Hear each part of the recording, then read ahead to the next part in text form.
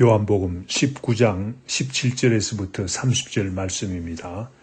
17절 말씀, 그들이 예수를 맡음에 예수께서 자기의 십자가를 지시고 해골, 히브리 말로 골고다이라 하는 곳에 나가시니 그들이 거기서 예수를 십자가에 못 박을새 다른 두 사람도 그와 함께 좌우편에 못 박으니 예수는 가운데 있더라. 빌라도가 패를 써서 십자가 위에 붙이니 나사렛 예수 유대인의 왕이라 기록되었더라. 예수께서 못 박히신 곳이 성에서 가까운 고로 많은 유대인이 이 패를 읽는데 히브리와 로마와 헬라말로 기록되었더라. 유대인의 대제사장들이 빌라도에게 이르되 유대인의 왕이라 쓰지 말고 자칭 유대인의 왕이라 쓰라 하니 빌라도가 대답하되 내가 쓸 것을 썼다 하니라. 군인들이 예수를 십자가에 못 박고 그의 옷을 취하여 네 깃에 나누어 각각 한 깃씩 얻고 속옷도 취하니 이 속옷은 호지 아니하고 위에서부터 통으로 짠 것이라. 군인들이 서로 말하되 이것을 찢지 말고 누가 얻나 제비 뽑자 하니 이는 성경에 그들이 내 옷을 나누고 내 옷을 제비 뽑나이다 한 것을 응하게 하려 함이라. 군인들은 이런 일을 하고 예수의 십자가 곁에는 그의 어머니와 이모와 글로바의 아내 마리아와 막달라 마리아가 섰는지라.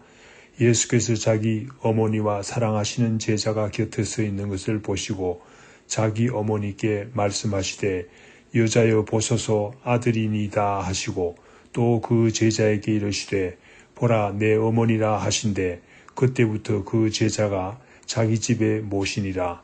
그 후에 예수께서 모든 일이 이미 이루어진 줄 아시고 성경을 응하게 하려 하사 이르시되 내가 목마르다 하시니 거기 신포도주가 가득히 담긴 그릇이 있는지라. 사람들이 신포도주를 적신 해면을 우슬초에 매어 예수의 입에 대니 예수께서 신포도주를 받으신 후에 이르시되 다 이루었다 하시고 머리를 숙이니 영혼이 떠나가시니라. 아멘.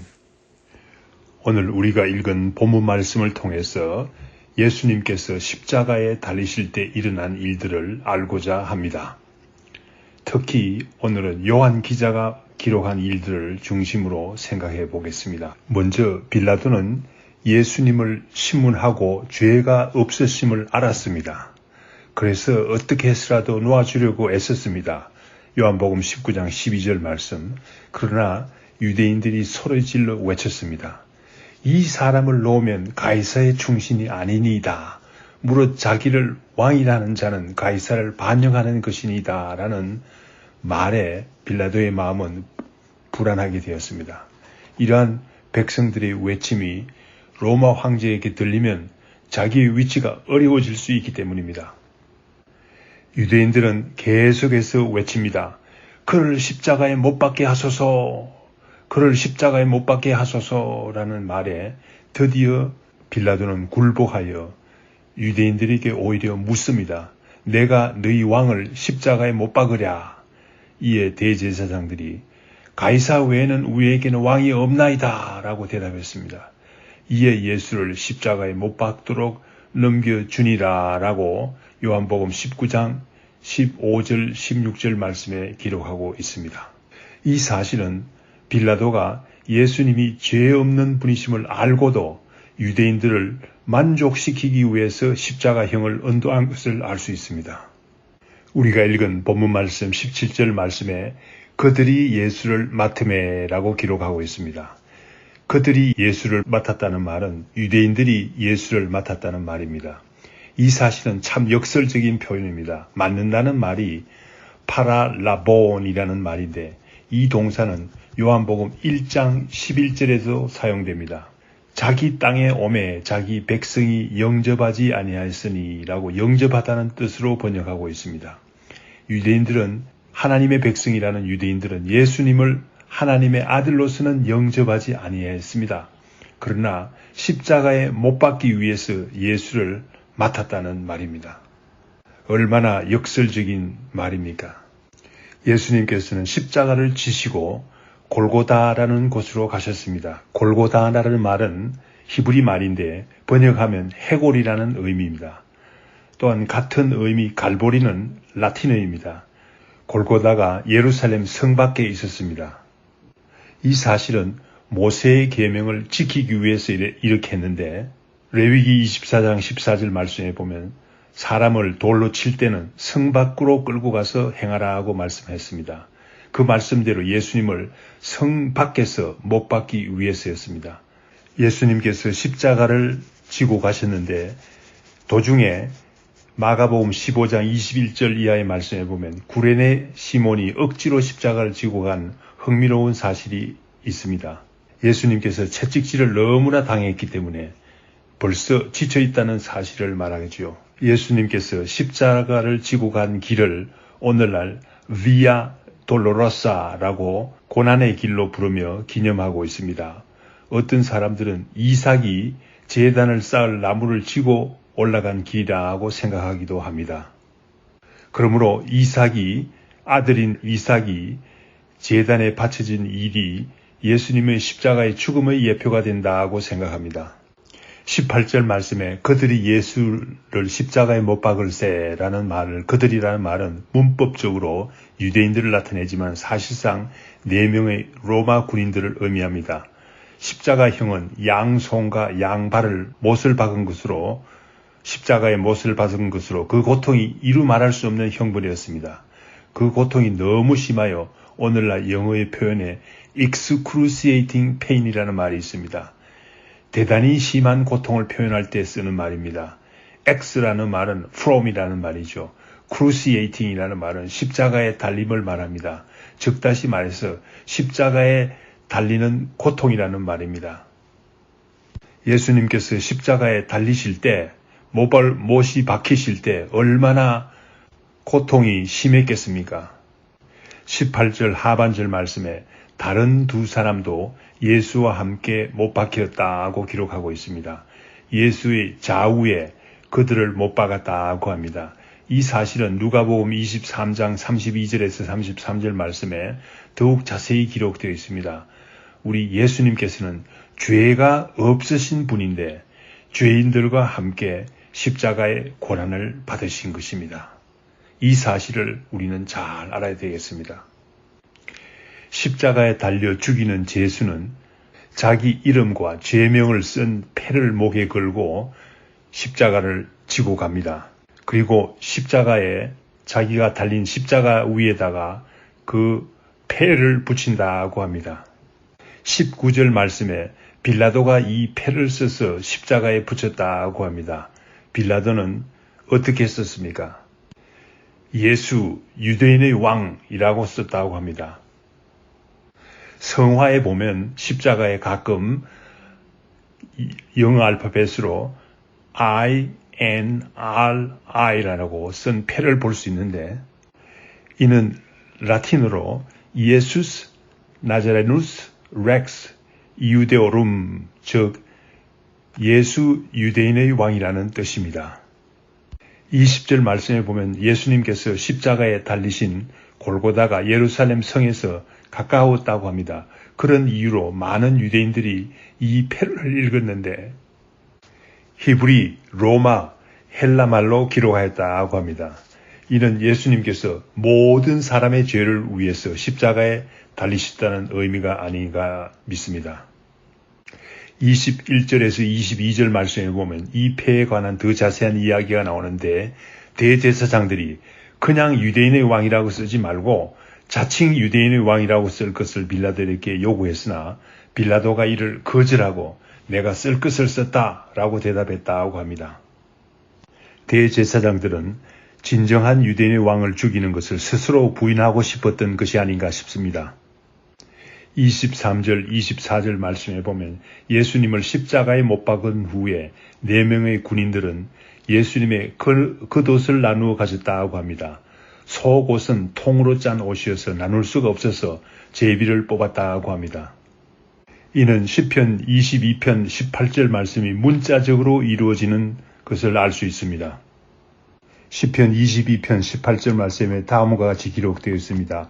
내 겉옷을 나누며 속옷을 제비 뽑나이다.